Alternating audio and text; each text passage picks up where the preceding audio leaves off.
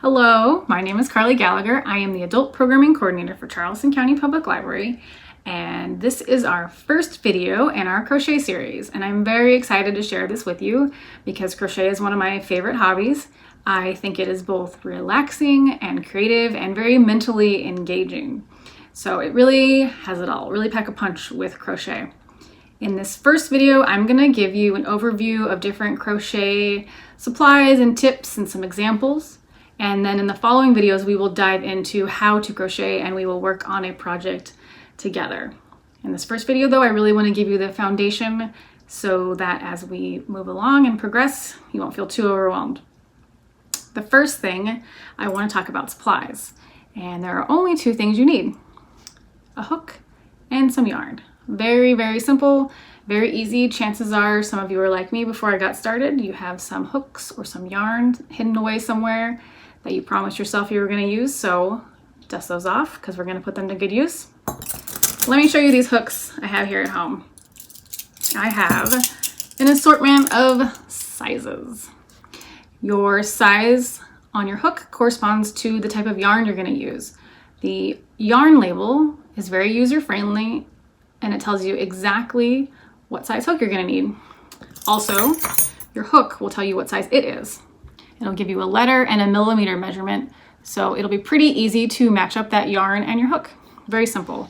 And your hooks are going to range anywhere from pretty thin to nice and thick for that chunky yarn. I find that I use the same size hook 99% of the time. I have a tendency to choose the same kind of yarn, so I end up using the same hook on multiple projects, which I will show you towards the end of the video. Besides your hook and your yarn, I have some bonus supplies here that I've collected that you don't absolutely have to have, but sometimes they're helpful for different things. The first thing is scissors, which I assume most of us already have at home. I have this tiny pair with a very pointy, small end. I find this useful for small knots or little delicate things that I might need to get into without worrying about the rest of my work. Another pair of scissors I have are these collapsible ones. I bought these purposely to travel on the airplane.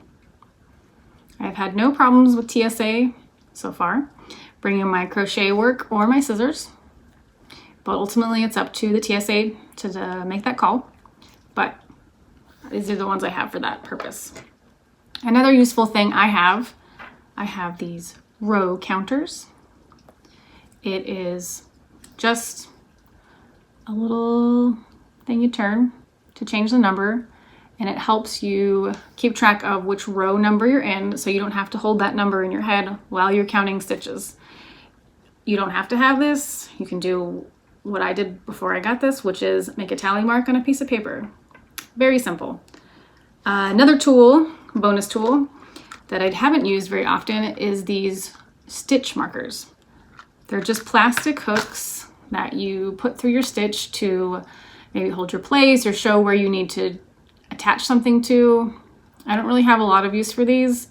I think they're more commonly used in more complicated work or clothing, things like that.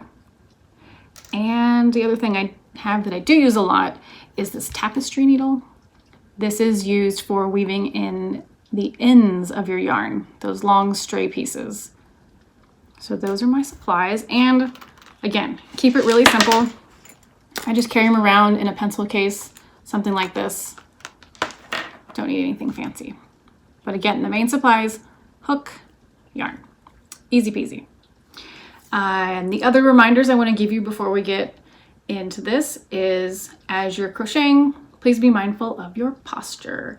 It's really easy to sit on the couch and watch TV and crochet, and it's very relaxing, but over time you are going to slowly hunch over and it is not going to feel good. So remember, every once in a while, to tell yourself to straighten up and pull your shoulders back so you don't get all cramped up in the back here. The other thing that sounds kind of silly, but it's an important reminder, is to stretch your hands. You're going to do a lot of repetitive motion, and after a little while, that's not going to feel good. I get cramps in my thumb right here, so I have to squeeze my thumbs every once in a while, stretch out my fingers, just kind of limber up. Like any sport, when you're using your muscles, you got to stretch every once in a while, right? Okay, Now, let me show you what I do with my hands when I'm holding the yarn and the hook. And as a reminder, I'm right-handed, so this is for a right-handed person. If you're left-handed, I'm sorry. You're gonna have to find a book or a video that shows you how lefties do it. All right, folks, I'm gonna show you how I hold my yarn and my hook. Remember, everybody's different and you wanna do what feels right. There are two ways that you will see a lot in books or online: the knife hold or the pencil hold. The pencil hold does not work for me. I cannot do it no matter how much I try, so I am a knifer. The other thing is, how are you going to hold this yarn that you're working with coming out of the ball here? For me, I have it here and I give it a little twirl. The main thing is you want to have some tension here, not too much because you don't want it to be so tight you can't work with it, but you don't want it to go slack. So this is how I hold it. I'm also using these guys too, a lot of multitasking, to hold on to the piece I'm working on. So let me just show you.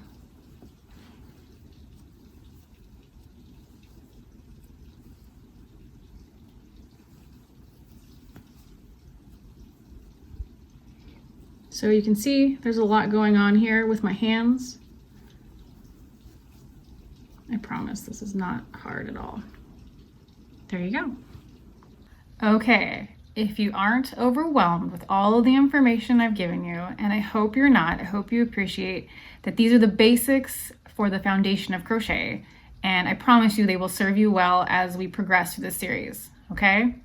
So I'm gonna show you some things that I've been working on or completed that use the stitches we're gonna cover next week, because next week we're gonna learn how to get started and we're gonna learn single and double crochet. So let me show you some of my projects, all right? The first project I'm working on right now that I wanna show you is this gingham blanket that I'm creating for my grandmother, and it looks so cool. And all it is you're just alternating single and double crochets and carrying a little bit of yarn through. It might sound a little overwhelming. It might look a little overwhelming, but I promise you, this is such a simple project, and I'm gonna show you the single and the double crochet you need to work up to something like this. Another really fun thing I'm working on when I have spare time or I'm headed out on a long car ride or something like that is this corner to corner blanket. It starts in the corner, and when you feel that it's gotten big enough, you can decrease and make it back to a square. And I showed you a teaser of this in my hand placement, but all this is 3 double crochets. So believe it or not, very, very simple, very cool, lots of potential when you learn corner to corner. In case you can't tell, I am a big fan of color, and this is a pretty good size rainbow blanket I created, and all it is 100 of these grandy squares connected together. And these are so cool. We're going to cover this in one of our videos because this is such a great portable project that you can finish a square off in no time, and eventually you have a really amazing final product. So how cool is that? And all this is again clusters of those double crochets. We're going to learn that. The last project I have on hand to show you is a blanket that I created as a gift for my sister, and it's this really beautiful, soft, kind of thick yarn, and it's created this really cool texture, and all of that is singles and doubles, and that's something that you're going to learn how to do too. That's our first crochet video. I've given you all the basics that I think you need to create a good solid foundation before you get started crocheting. Next week, we are going to do our single crochet and our double crochet as we work our way up to our first project. I am so excited to be on this journey with you. I hope you are excited too.